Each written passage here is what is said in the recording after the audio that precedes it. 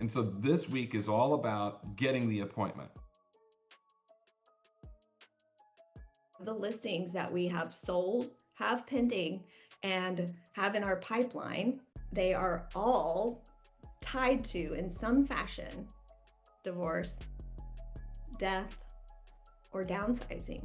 Is your message or your marketing or your methods of delivery to make sure your database knows that you are specialists and can really help this category of people who will be needing to sell. Listings give you control and consistency of business. So as far as messaging, I mean, I looked at my business actually last week, and so far this year, we were about 67% past clients.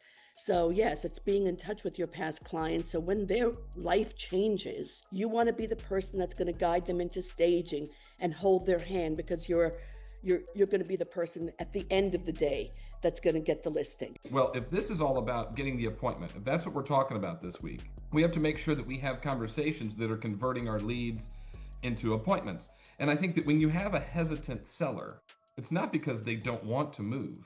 It's because they're confused or they're overwhelmed. Once we can interpret the market or lay out the process, then our opportunity shows up.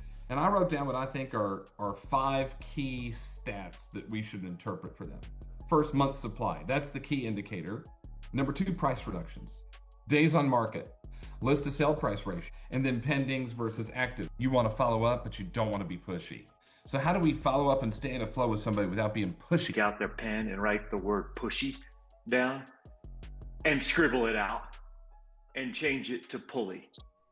Okay, because when we make these calls, we're pulling the people to us. What I do with my clients that are in a position to sell, I update them every Monday with the last 7 days in Central New Jersey real estate. I update them once a month with the market activity report for the town that they live in and also the town they're moving to. Is that by email? Are you texting it to them? How do they get it? It's a combination of both. But one thing that helps me is I put all my buyers that I collect off open houses on this type of sheet. And I also having it under listings so that no one can be dropped, get lost in my papers or in my computer, as well as Friday follow-up, FF. Always Friday follow-up. If they haven't heard from me, they're going to get something from me on a Friday.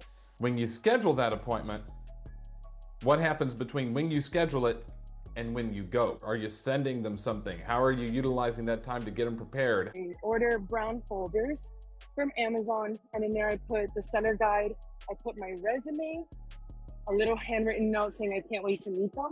Oh, and a printout of our reviews. So I put that in the brown folder, I put a black ribbon on top, and I send it through Uber package so it ends up on their doorstep. Send them a mug, and the mug says, I got mugged by my realtor. It has their name on it. They love it. It's $10. The appointment is so much easier when they trust you. But I learned years ago that, and I believe it's from a book called How to Change People's Mind. It said people trust you the more you listen to them. And I tried to apply that, and I found that if I'll talk to people, ask them questions, and just give them the time of possession and listen to them, the more they trust you. Really, look, we got to fill the pipeline. And if you're struggling, if that's where you are, if you don't have enough leads in the pipeline, then go back and watch all of last week's calls. As that lead pipeline fills, we want you to get to an appointment. So you go and watch this week's calls to make sure that you're getting appointments.